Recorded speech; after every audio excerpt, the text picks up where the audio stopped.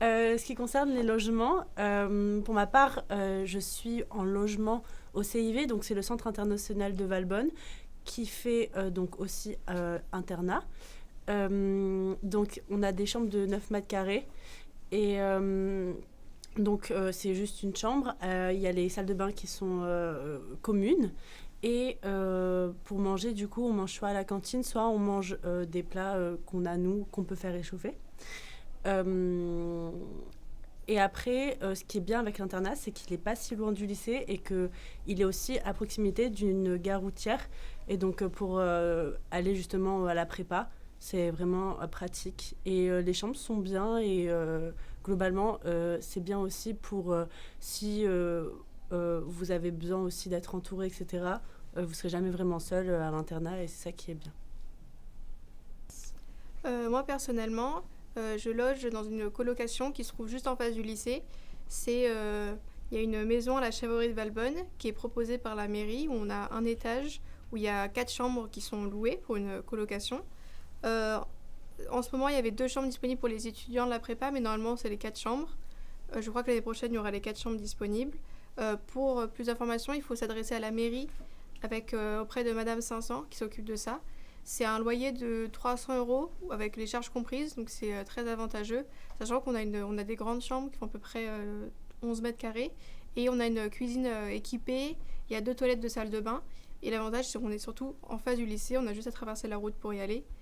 On a beaucoup d'espace et la colocation c'est bien quand justement quand on veut moins se sentir seul. Même si on a notre chambre où on peut être isolé, on a toujours par exemple avec ma coloc on s'aide sur certains devoirs, on travaille ensemble le soir pour se motiver.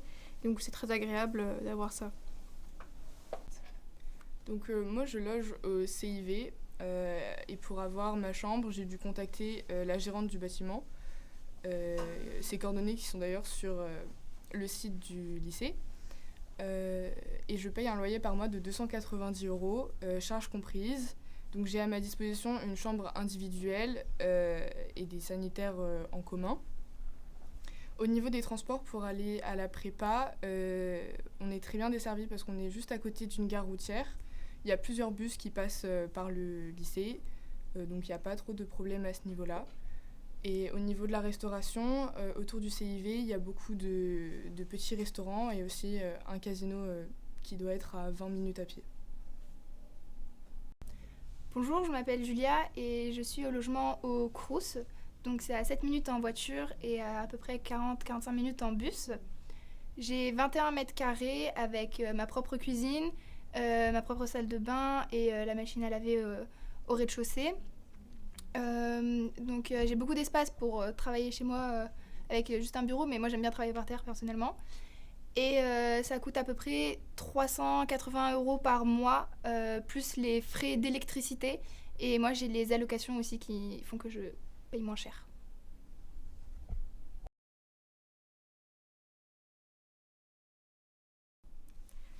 Dans la prépa, ce qui est intéressant, c'est que ça permet vraiment de faire une transition entre le lycée, où on a des matières assez scolaires, et la prépa, où on va commencer à faire beaucoup d'ateliers d'autonomie. On va continuer à avoir des matières plus classiques, notamment des matières scientifiques, comme maths, SVT, physique, chimie, qu'on va avoir seulement sur le premier semestre.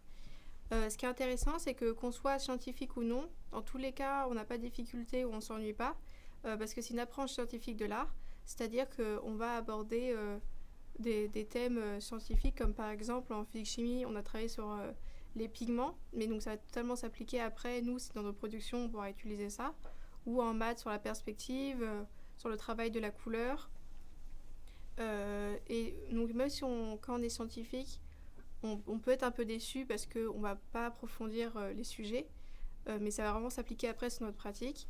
Et il n'y a pas à s'inquiéter, même si on n'est pas bon en maths ou pas bon en SVT, il n'y a aucun souci parce que ça ne se reprend pas forcément sur des bases qu'on avait avant du lycée et du collège, et ça s'applique vraiment sur des choses concrètes. Donc il n'y a pas de souci à avoir par rapport à ça.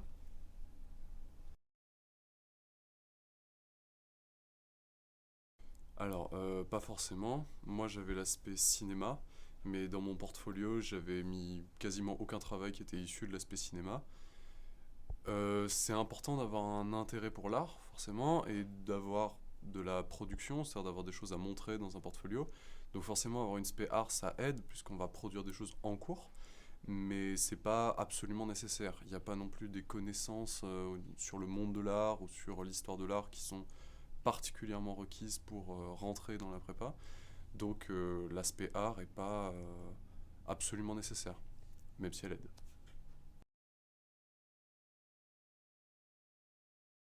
Alors, moi je m'appelle Jeanne Anaïs et personnellement, je peux pas dire que c'est facile ni que c'est dur pour autant. C'est plus que c'est un rythme à tenir, c'est vrai, quand on a plusieurs projets en même temps, surtout en début d'année, quand on a plus de cours que là en milieu d'année. Là, on est en janvier.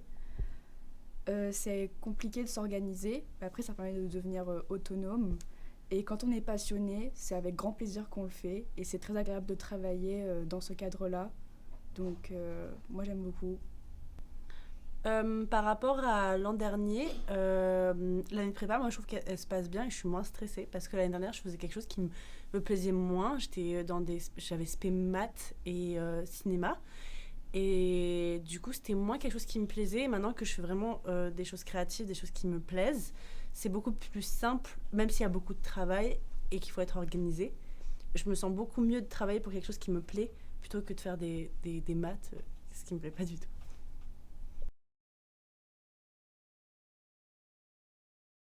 Alors bonjour, je m'appelle Elisa. Et ce qui est très important dans les portfolios, ce qu'on m'avait dit quand je suis allée faire les portes ouvertes l'année dernière, c'était surtout la diversité des techniques. Il faut montrer un peu qu'on s'intéresse à tout type de techniques artistiques comme la photo, la sculpture, la vidéo aussi, le dessin plastique, peinture, tout ce qui touche à l'art en général, même des collages ou des modelages. Il faut aussi montrer une certaine créativité, il faut montrer sa personnalité et là, il faut vraiment montrer qui nous sommes aux professeurs pour qu'ils aient envie de nous connaître et de connaître aussi notre identité artistique.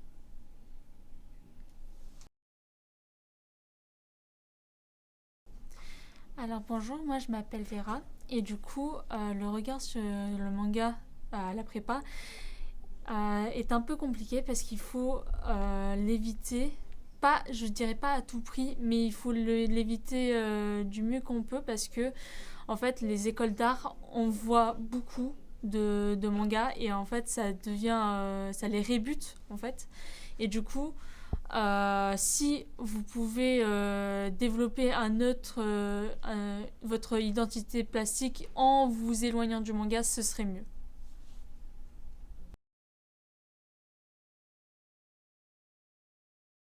Alors, est-ce qu'il faut avoir besoin d'une spé art pour pouvoir rentrer en prépa? Non. Moi, personnellement, au lycée, j'avais HLP et LLCE et pourtant je suis bien rentré. Donc, même si vous avez une spé comme une spé sciences, donc maths, SVT, physique ou des spé littéraires, vous n'avez pas besoin d'avoir une spé art pour rentrer. Vous avez juste besoin de faire le formulaire d'inscription et d'être motivé.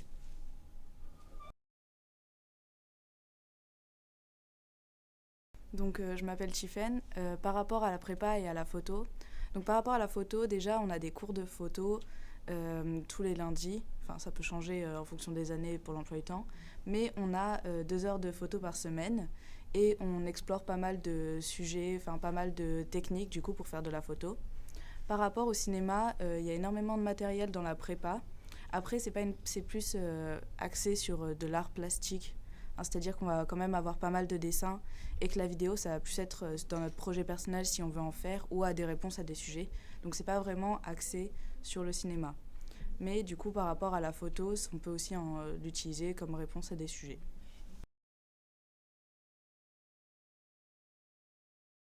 Alors le projet personnel, c'est un projet qu'on va installer dès le début d'année. On parle dès les premiers cours.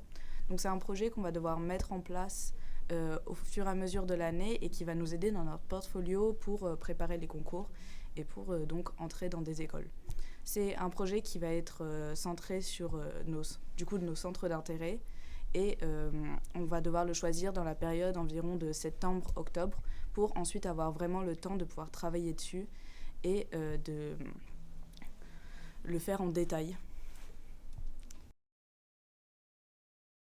Au niveau de l'orientation, c'est plutôt cool parce qu'on a 1 heure d'orientation par semaine. Pour notre part, cette année, c'est le lundi. Pendant cette heure d'orientation, notre professeur il va venir nous montrer des portfolios, des écoles, des noms d'écoles, des propositions. Il va aussi beaucoup nous guider tout au long de l'année sur les portfolios, sur ce qui est adapté ou pas dans ces écoles, dans ce qu'on peut présenter. Mais aussi vers là actuellement, nous on commence les concours, c'est cette période-là et en fait ils vont venir vraiment nous aider à répondre aux questions. Donc on leur envoie les concours qu'on reçoit, on leur envoie les réponses qu'on en donne, ils nous donnent leur avis sur les réponses et c'est vraiment très sympa. Sur le niveau des écoles qui sont visées par à peu près tous les membres de la classe, c'est très varié parce qu'en fait, cette prépa, elle permet d'accéder à tout type de formation qui concerne l'art. Donc ça peut être audio, visuel, ça peut être animation, ça peut être illustration, ça peut être aussi des écoles des beaux-arts, des DNMAID, donc les DNMAID qui vont présenter plus des formations design.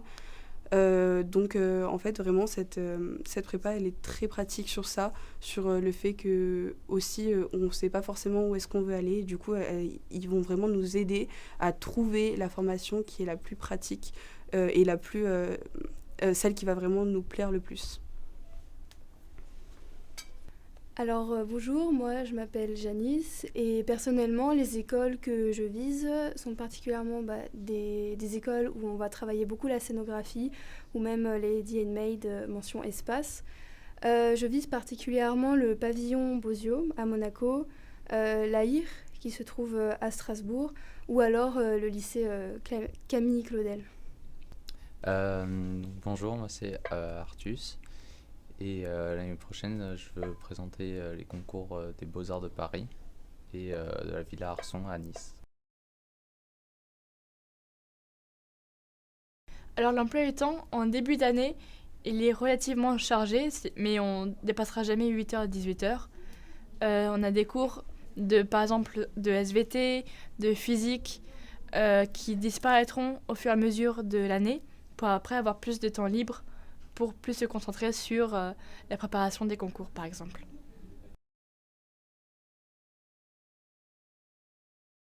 Alors avec la prépa, on a l'opportunité de faire plein de choses au niveau culturel et artistique, puisqu'en effet, dès le début de l'année, on a fait énormément de sorties au musée. On a été aux rencontres photographiques à Arles, on a été dans des musées comme la Fondation Mag, par exemple.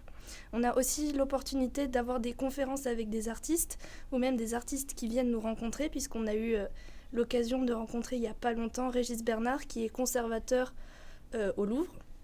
On a également pu rencontrer à l'ESRA une chef layout pour la série Arcane. Et on va régulièrement au théâtre aussi, puisqu'on peut voir des pièces en tout genre, que ce soit des cascades comme des pièces plus classiques ou des ballets de danse. Voilà.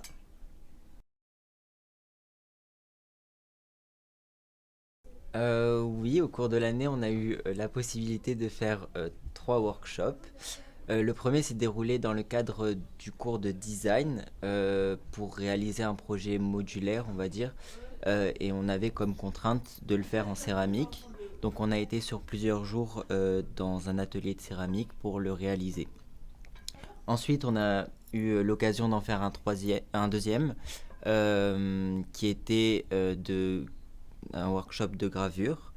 Et dans celui-ci, on a été avec Monsieur Serrandini pour apprendre tout ce qui est lié à la gravure et les techniques et l'impression. Et enfin, on va prochainement en faire un troisième qui sera de reliure, où on apprendra à relier des feuilles pour faire des carnets.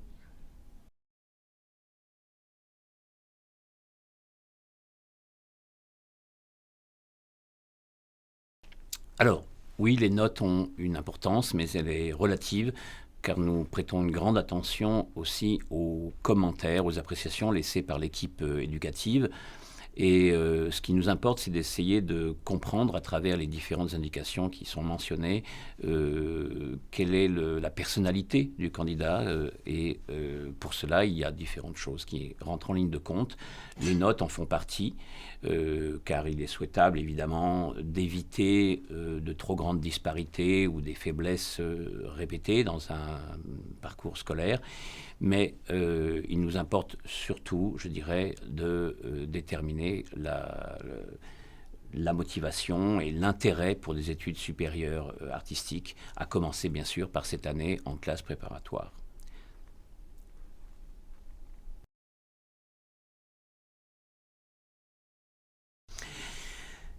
La répartition est d'à peu près un tiers, 2 tiers.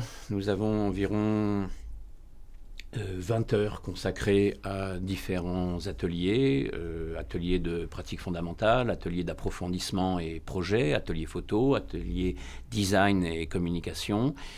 Et pour ce qui est de l'approche théorique et des différents cours qui sont dispensés, il y a environ une dizaine d'heures qui se répartissent entre un cours d'esthétique, d'anglais, de littérature appliquée, on pourrait présenter la chose comme ça, d'intérêt pour le théâtre aussi, et puis bien sûr l'histoire de l'art qui reste le point le plus important de cette partie théorique en termes d'horaire.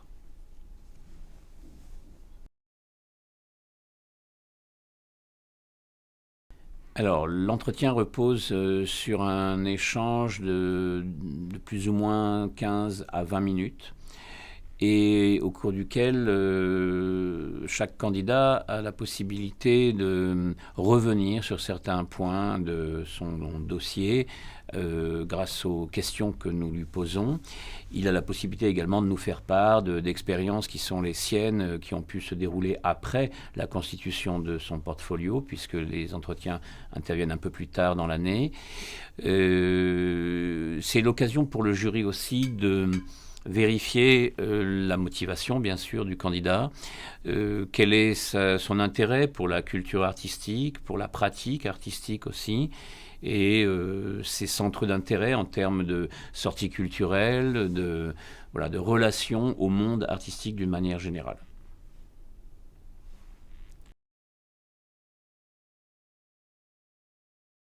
Il me semble utile de rajouter enfin que nous sommes sensibles au temps qu'a pris le candidat pour se renseigner sur notre classe préparatoire en particulier, afin que ses réponses correspondent véritablement à sa demande et que la spécificité de la CPES-CAP de Valbonne lui soit connue avant d'envisager tout simplement de l'intégrer.